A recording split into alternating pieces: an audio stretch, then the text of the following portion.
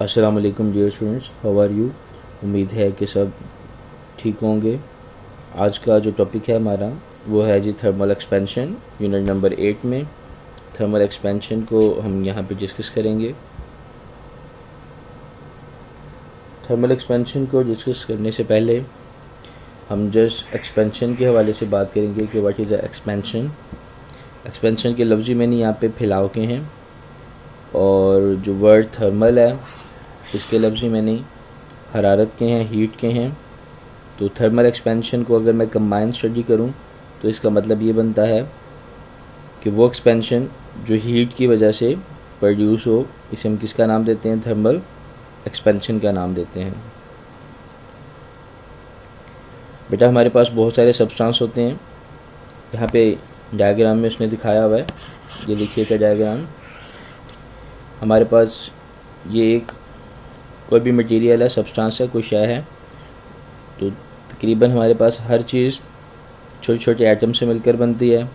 Atoms मिलते हैं तो मॉलिक्यूल्स बनाते हैं और ये एटम्स मॉलिक्यूल्स किसी एक जगह पर रुके नहीं रहते, बल्कि क्या करते हैं, अपनी एक मीन पोजीशन के आगे पीछे वाइब्रेट करते रहते हैं। इसकी वाइब्रेशन को यहाँ पे शो किया हुआ है। इस वाइब्रेशन की जो डायरेक्शन है वो डिफरेंट होती है, आर्बिट्रेरी होती है। अब बात यह है बेटा कि इस वक्त इसकी ये स्टेट है, जैसे हम इसको हीट करते हैं, हीट करने से what will happen, in molecules के दरमियान का जो फासला है ये बढ़ना शुरू हो जाता है। मतलब जहाँ पहले वो इतने से हिस्से पे वाइब्रेट करते हैं, अब उनकी जो वाइब्रेशन है वो इतने हिस्से पे चले जाती है। पहले उनकी वाइब्रेशन का जो एरिया था वो इतना था, अब उसका जो एरिया वो इतना है, यानी कि पहले से वो ज़्यादा एक्सपैंड हो जाते हैं और इसे हम नाम देते हैं थर्मल एक्सपेंशन का। Let's see,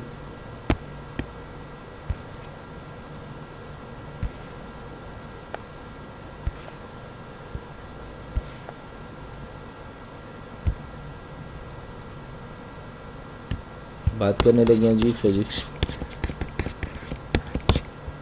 class 9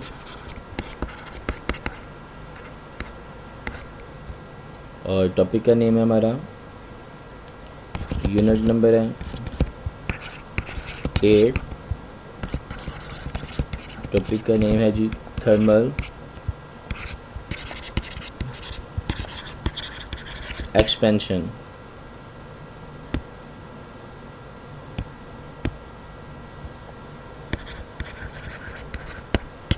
thermal expansion में हमारे पास सबसे पहले हम बात करेंगे जी इसकी एक्सप्लेनेशन पे।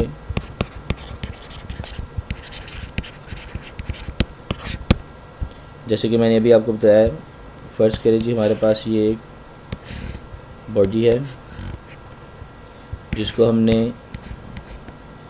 एक कैंडल की मदद से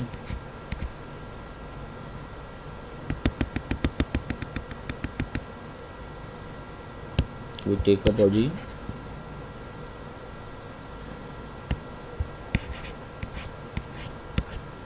जिसे हमने एक कैंडल की मदद से हीटअप किया। जैसे हम इसके इस हिस्से को हीटअप करते हैं, व्हाट विल हैपन, इसके अंदर एक्सपेंशन आ जाती है।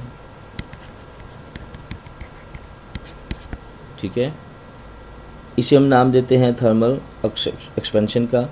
So everybody when heat up, तो आफ्टर हीटिंग उस बॉडी के अंदर जो फैलाव आता है उसे हम किसका नाम देते हैं? थर्मल एक्सपेंशन का। और ये भी अभी मैंने बताया कि ये क्यों और कैसे आता है। एक्चुअली ये जो मटेरियल है ये बहुत सारे छोटे छोटे मॉलिक्यूल्स पर मुश्तमिल है और ये जो मॉलिक्यूल्स हैं ये मॉलिक्यूल्स अपनी पोजीशन पे वाइब्रेट कर रहे होते हैं और जैसे इसको हीट मिलती है तो इनकी काइनेटिक एनर्जी लेवल जो है वो बढ़ जाता है और ये पहले से, अगर वो पहले ये मूवमेंट होती है इनकी, तो फिर ये ज़्यादा तेज़ी से मूव करना शुरू हो जाते हैं, पहले से ज़्यादा जो है वो एरिया कवर करना शुरू कर देते हैं। इससे इस मटेरियल के जो साइज़ है उसमें चेंज आ जाता है, और साइज़ में चेंज आने की वजह से हम उसको नाम देते हैं थर्मल एक्सपेंशन का, कि इसमें हरारती फैलाव आ चुका हुआ है। थर्मल एक्सपेंशन को हरारती फैलाव का ही नाम देते हैं। इस एक्सपेंशन में, थर्मल एक्सपेंशन में हमारे पास दो टॉपिक्स हैं यहाँ पे। एक आता है जी लीनियर थर्मल एक्सपेंशन और दूसरा है वॉल्यूम थर्मल एक्सपेंशन। तो आज हम जो बात करने लगे हैं वो लीनियर थर्मल एक्सपेंशन के हवाले से बात करने लगे हैं। तो जैसे कि ये डायग्राम मैंने ऊपर आपको दिखाई है, हम सपोज कर लेते हैं कि इस बॉडी की जो लेंथ है, ओरिजिनल लेंथ L0 है, जबकि हमने जब इसको हीट अप किया तो जो इसकी बाद वाली जो लेंथ थी वो हमारे पास बन चुकी है जी L। एक L0 थी, एक वैल्यू L आ गई। उसके बाद हम बात करेंगे इतने हिस्से की, ये वो हिस्सा है जो एक्सपैंड हुआ है, इसे हम ज़ाहिर कर देते हैं डेल्टा L से। तो according to the statement, according to the phenomena, हमारे पास यहाँ पे जो चेंज इन लेंथ है, तो यहाँ पे क्या लिख सकते हैं बेटा, increase in length equal to किसके है, डेल्टा L के। और ये तब हुआ जब हमने उसमें टेम्परेचर को इंक्रीज़ किया। तो increase in temperature is equal to क्या है जी, डेल्टा T। अब हमारे पास जो चेंज इन लेंथ है वो बेसिकली डायरेक्टली प्रोपोर्शनल है किसके, L के। L0 का मतलब क्या है, ओरिजिनल लेंथ। देखें बेटा, अगर हमारे पास साइज़ ये है ऑब्जेक्ट का तो उसकी एक्सपेंशन इतनी होगी। अगर हमारे पास साइज़ ये है ऑब्जेक्ट का तो डेफिनेटली इसकी एक्सपेंशन ज़्यादा होगी। तो ऑब्जेक्ट ओरिजिनल लेंथ जितनी ज़्यादा होगी, एक्सपेंशन उसी हिसाब से ज़्यादा होगी। वेरी नेक्स्ट हमारे पास जो डेल्टा L है वो डायरेक्टली प्रोपोर्शनल है जी किसके, डेल्टा T के, चेंज इन टेम्परेचर के। डेफिनेटली हम टेम्परेचर में जितना ज़्यादा चेंज लेकर आएंगे, यहाँ पे देखें इसके टेम्परेचर में जितना ज़्यादा चेंज लाएंगे, ठीक है, तो टेम्परेचर चेंज करने से जो चेंज इन लेंथ है ये उतना ही ज़्यादा होगा। जितनी ज़्यादा हीट देंगे एक ख़ास हद तक उसमें एक्सपेंशन जो है वो बढ़ती जाएगी। चलें इन दोनों इक्वेशंस को कंबाइन करते हैं। तो delta L is directly proportional आ गया जी L0 इंटू डेल्टा T। अब जैसे ही मैं प्रोपोर्शनैलिटी साइन को किस में कन्वर्ट करता हूँ, इक्वल में, तो मुझे यहाँ पे लगाना पड़ता है जी प्रोपोर्शनैलिटी कांस्टेंट। और ये प्रोपोर्शनैलिटी कांस्टेंट किसके बराबर आएगा जी, delta L is equal to L0 delta T। तो इन दिस इक्वेशन हमारे पास यहाँ पे जो प्रोपोर्शनैलिटी कांस्टेंट है उसको देखते हैं जी, delta L is equal to आ जाएगा alpha into L0 delta T।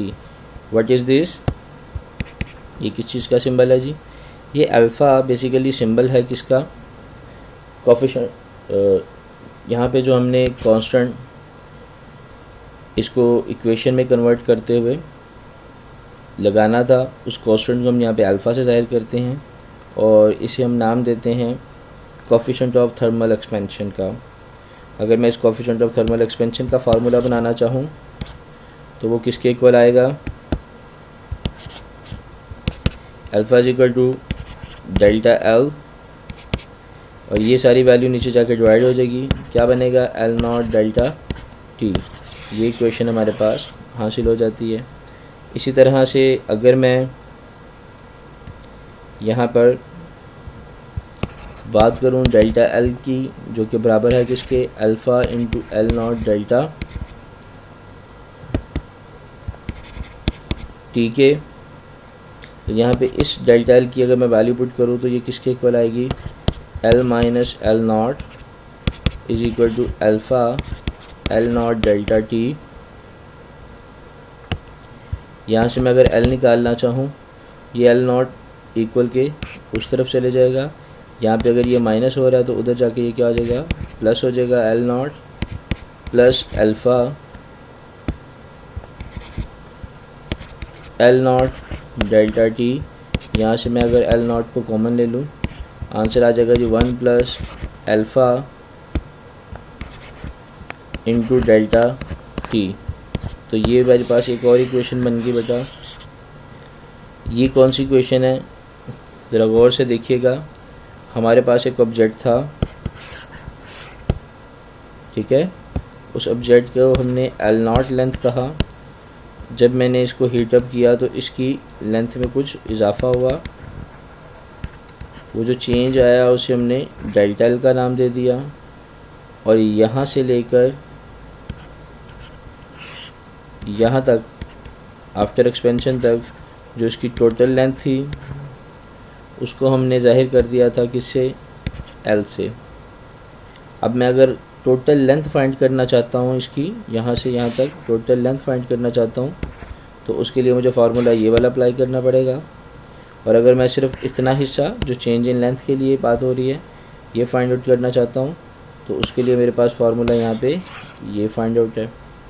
और अगर मैं कोएफिशिएंट ऑफ फ्रिक्शन फाइंड करना चाहता हूँ तो उसके लिए फार्मूला ये मैंने फाइंड कर लिया है। तो इसके साथ ही बेटा आपका ये वाला टॉपिक कंप्लीट हो जाता है। यहाँ देखिएगा, ये आपकी एक्सप्लेनेशन है जो आपने लर्न करनी है। ये सारा मैथमेटिक्स लिखना है आपने, इसमें से कुछ भी नहीं छोड़ना, ये सारा कंप्लीट लिखना है आपने यहाँ तक। उसके बाद हमारे पास यहाँ पे अल्फ़ा के हवाले से कुछ और डिस्क्रिप्शन है कि ये हमारे पास क्या है जी, fractional increase in length per kelvin rise in temperature. ये क्या है, डेफिनेशन है, कोएफिशिएंट ऑफ लीनियर एक्सपेंशन की of a substance as the fraction increase in its length per kelvin rise temperature is known as coefficient of friction. अब यहाँ पर कुछ उसने टेबल में हमें दिखाया हुआ है कि कुछ कॉमन फ्रैक्शंस दी हुई हैं। यहाँ पे इस टेबल के अंदर ये नज़र आ रही हैं आपको बेटा, ये जो टेबल है इसमें एलुमिनियम या brass, copper, steel, silver, gold, platinum, tungsten, glass, ये पायरिक्स है और ये ऑर्डिनरी है। दो किस्म के ग्लास होते हैं, ठीक है ना, कंक्रीट। तो इन सब के आगे उसने कोएफिशिएंट ऑफ फ्रिक्शन, इसके कोएफिशिएंट ऑफ थर्मल एक्सपेंशन उसने हमें दी हुई है। Coefficient of linear thermal expansion उसने हमें यहाँ पे ये दी हुई है। तो आपने इस टेबल को भी प्रिपेयर करना है। ओके बेटा, इजाज़त दीजिएगा, अल्लाह हाफिज़।